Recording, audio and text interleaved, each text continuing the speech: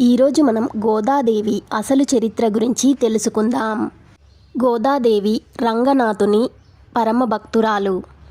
పూర్వం తమిళనాడులోని శ్రీవిల్లిపుత్తూర్ అనే గ్రామంలో పెరుమాల్గా పిలువబడే విష్ణుజిత్ రకరకాల పూల తోటలను పెంచేవాడు. ఒకరోజు అతని తులసి వనంలో ఒక చిన్ని అందమైన బాలిక కనిపించింది. ఆమెకు గోదాదేవి అని నామకరణం చేసి అల్లారు ముద్దుగా పెంచుకుంటున్నాడు. సహజంగా దివ్య వృక్ష జలాల మధ్య పెరిగిన ఆమె విష్ణు భక్తిని అలవాటు చేసుకుంది. ఆ విష్ణువులో ఐక్యం అయిపోవాలనే తపన కూడా ఆమెలో చాలా ప్రస్ఫుటంగా గోచరించేది. ఒకరోజు ఆమె ఆ భగవంతుని అందానికి తాను సరితూగుతానా లేదా అని పరీక్షించుకోవడానికి ఆ శ్రీ మహావిష్ణువుకు వేసే మాలలను తానే ముందుగా ధరించి అద్దంలో చూసుకునేది. మరియు రోజు పూలబావి దగ్గరకు వెళ్ళి తన ప్రతిబింబాన్ని విష్ణువుకి సరితూగుతానా లేదా అని చూసుకోవడం ఆరంభించేది.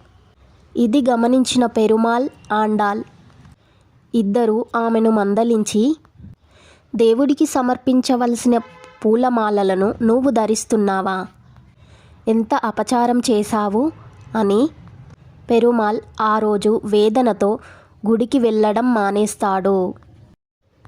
తన కుమార్తె చేసిన తప్పుకి ఉపవాసం ఉండి పరిహారం చేసుకుంటాను అని అంటాడు.